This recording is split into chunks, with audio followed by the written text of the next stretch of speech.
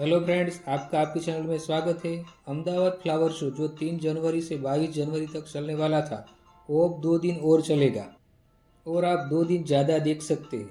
Flower show जो 23 और 24 जनवरी चलेगा, जिसमें आप प्री वेडिंग और मूवी का शूटिंग कर सकते हैं।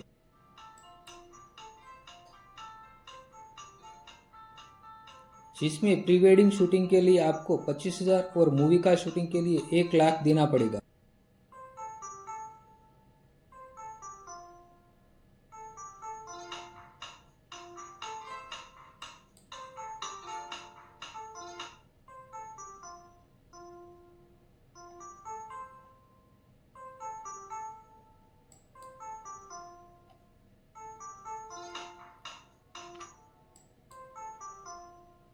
फ्रेंड, इस साल का फ्लावर शो बड़ा मनमोहक है। आप एक बार ज़रूर इसका फ़ायदा उठाएं।